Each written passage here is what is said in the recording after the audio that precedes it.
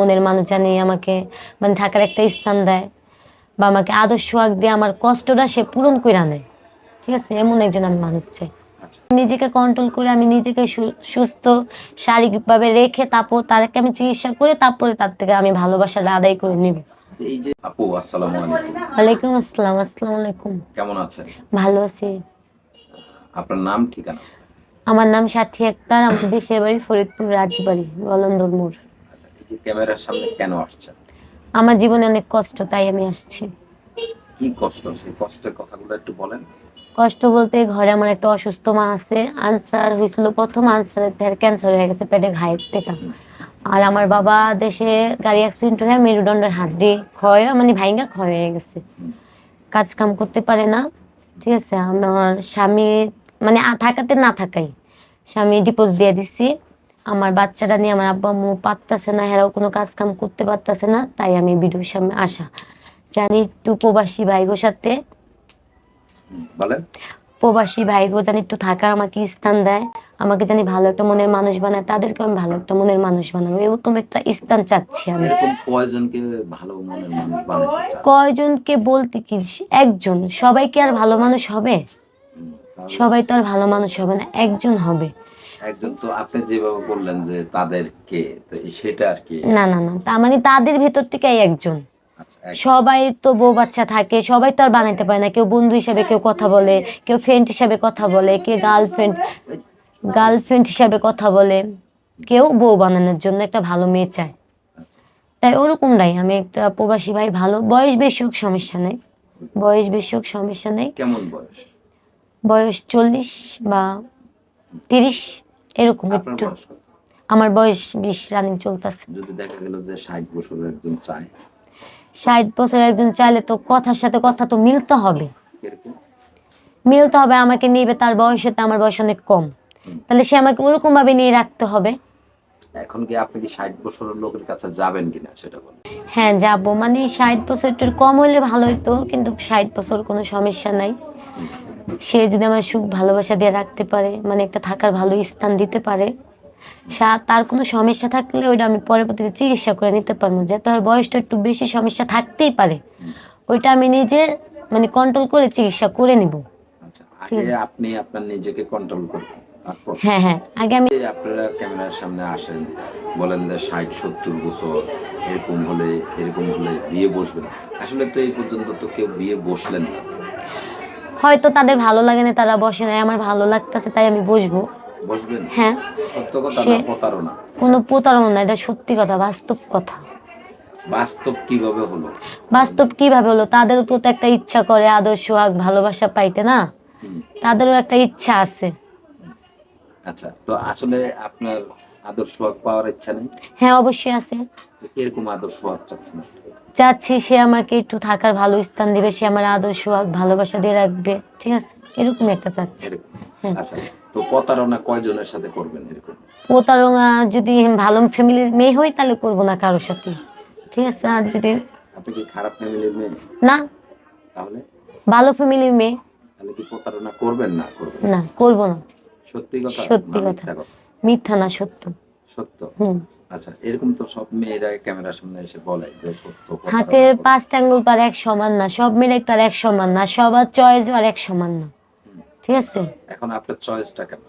বললামই তো, আমার মানে একটু বয়স্ক হোক বা 30-এর একটু বেশি হোক, 60 বছর তো এর উপরে তো একবারে বেশি বয়স্ক। সেটা তো বললেন, তাহলে প্রতারণার বিষয়টা একটু বলেন। প্রতারণার বিষয়টা, সে যদি আমার কথার সাথে মিল থাকে, ঠিক না, সে যদি আমার কথার সাথে মিল থাকে, আমিও তার কথার সাথে মিল থাকলে, তাহলে আমাদের ভিতরে তো প্রতারণাটা হবে না। আর সে যদি আমার একটা আশ্বাস দিয়ে ওই আশ্বাসটা করলো না, তাই তো আমার মনটা ভাঙা যাবে, ঠিক না। বা সে আমার একটা কথা বললো, ওই কথাটা আমি করলাম না, তার নাম্বারটা বললো কে ফালায় রাখলাম, কয়দিন টাকা খায় কথা বললাম না, তাও তো এর মনটা ভাঙা যাবে না। কিন্তু আমি ওরকম মেয়ে না, ঠিক আছে। তাহলে আপনি কি করতে চান? আমি কি করতে চাই, এরকম একটা লোক চাই যে আমি মানে একটা থাকার স্থান চাই। আমি আর কিছু চাই না, আমার বাচ্চাটা নিয়ে আমাকে একটা থাকার। সংসারটা কি কারণে ভেঙে গেছে? আমার সংসার, আমার স্বামীর অতটা ভালো না, শ্বশুর শাশুড়ির কথা শুনে, শাশুড়ির কথাটাই বেশি শুনে, শাশুড়ির কারণে আমার সংসারটা ভাঙছে। হ্যাঁ, অতটা ভালো না। কতদিন সংসার করছেন? আমি আমার স্বামীর সাথে 6 বছর সংসার করছি। আচ্ছা, তো এই যে 6টা বছর সংসার, হুম। 6 বছরে স্বামীর কিছু ভালো দিকটা একটু বলেন। কিছু ভালো, যখন আমাকে বিয়ে করছে তখন হ্যাঁ বলতো আমি অনেক ভালো, বা আমি নেশা পানি করি না, ঠিক করে কাজ কাম করি, তখন আসলে ওরকমটাই দেখা গেছে, ভদ্র একটা ছেলে দেখা গেছে।